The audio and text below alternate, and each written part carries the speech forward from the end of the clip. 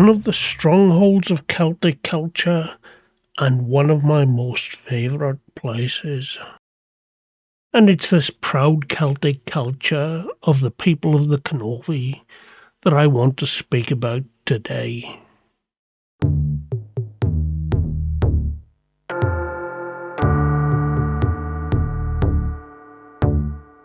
Cornwall has long been known, even since ancient times, for its large reserves of tin. And so this put them right in the middle of the hot seat during the Bronze Age, because of course, to make bronze, you need tin. Cornish tin was in demand right throughout the Western world, and indeed it was the Cornish tin that brought the Romans to have designs on Britain. But way before the Romans and back in the Bronze Age, the Cornish tin trade was booming.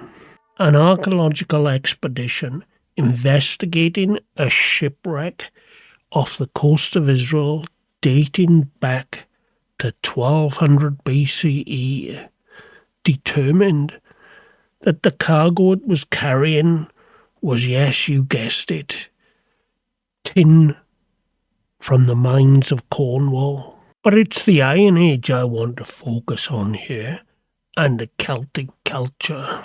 So it's said that the Iron Age reached Britain in 750 BCE.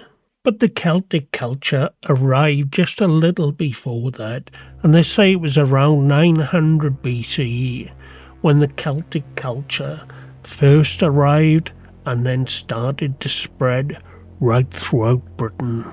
But this was not an invasion of any form of Celtic people. It was more a spread of Celtic cultural practices picked up through trade, migrations and commerce. And of course the hotspot for trade and commerce in Britain was right here in Cornwall. By the time the Iron Age had arrived, pretty much the whole of Britain was now occupied by Celtic tribes. The southwest of Britain, the part that is now known as Cornwall and Devon, was occupied by a tribe called the Damoni. So if this was the kingdom of the Damoni, where did the Cornovii come in here? Well, that's a good question.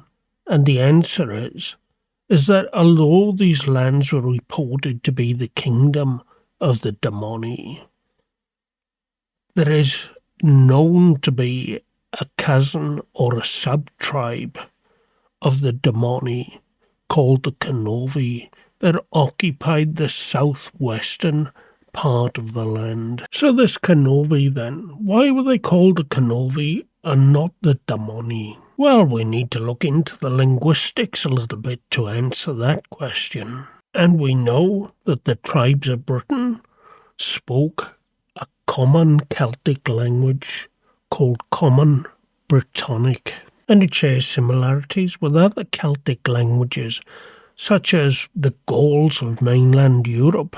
And when we study this language, and in particular the root of the word Cornovii, we find that it stems from the Brittonic word cornu, which means horn. Very similar indeed to the Gaulish word for horn, carnon.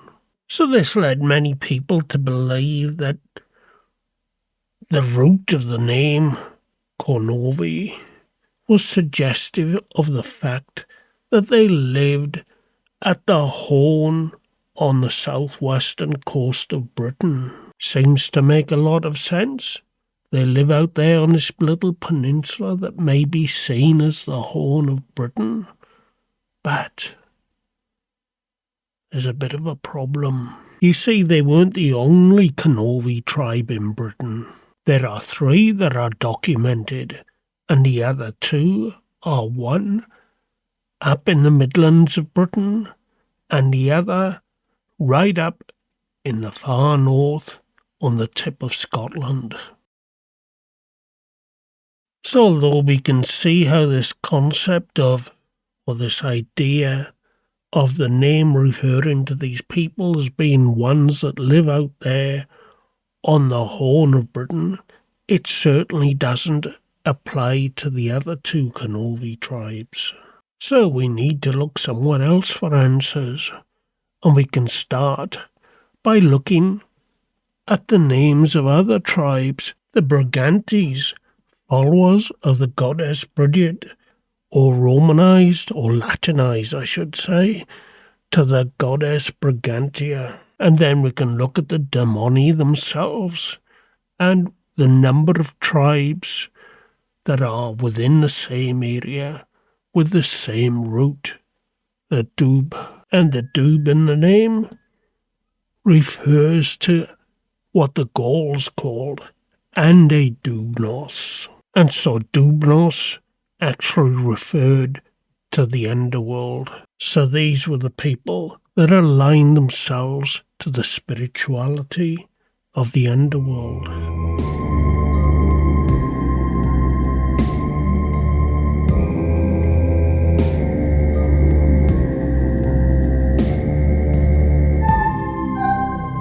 And the Cornovii, the people of the Horn, well, it's now understood and believed by most scholars that the Cornovii were people that associated themselves with the veneration of a horn god.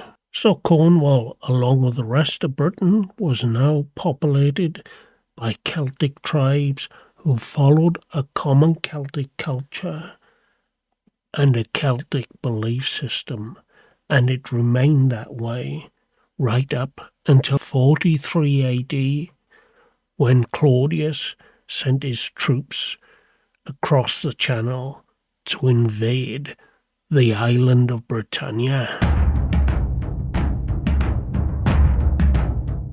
But even under Roman occupation, Britain didn't lose its Celtic culture. You see, the Romans weren't interested in changing people's culture or belief systems.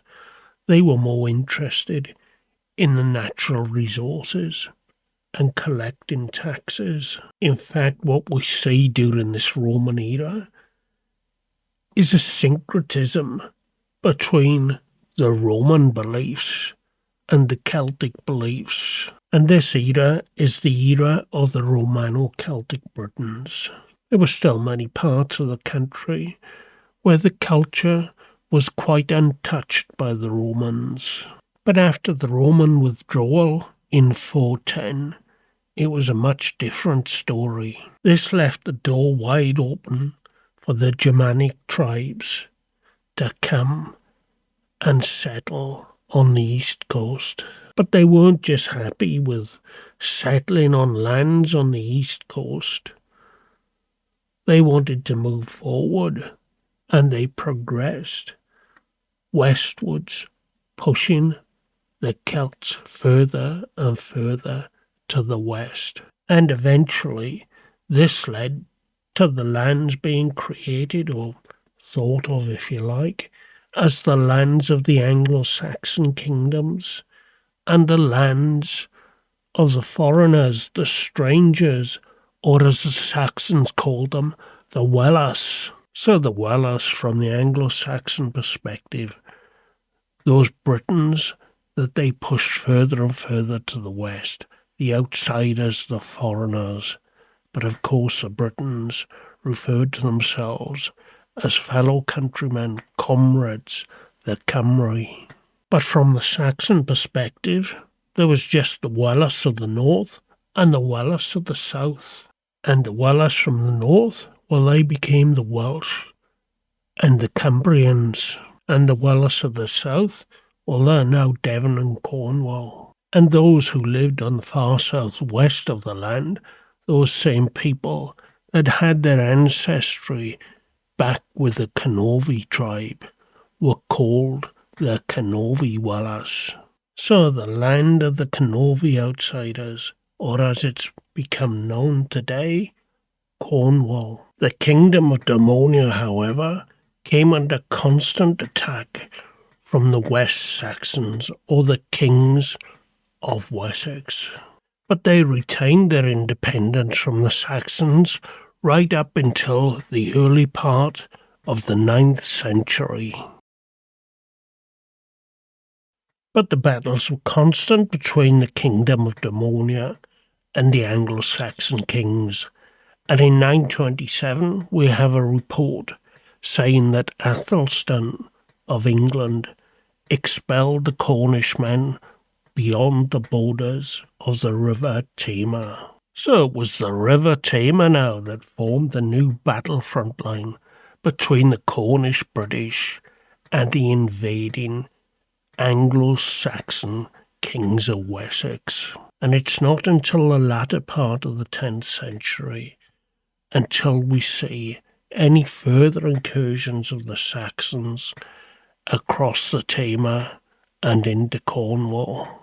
The Welsh and the Cornish have both retained their cultural Celtic identity right up to this day, and with the Welsh language being the most widely spoken Celtic language in the world today, and the Cornish language is recovering and making a comeback. But it's more than just what's in the language. The culture remains strong, and it remains in the lands that we identify closely as the lands of our ancestors, and it remains strong and intact.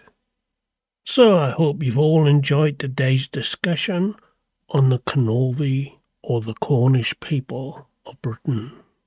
And if you have, give us a thumbs up and subscribe to the channel if you're not already. And with that, I'll see you again very soon in another couple of weeks.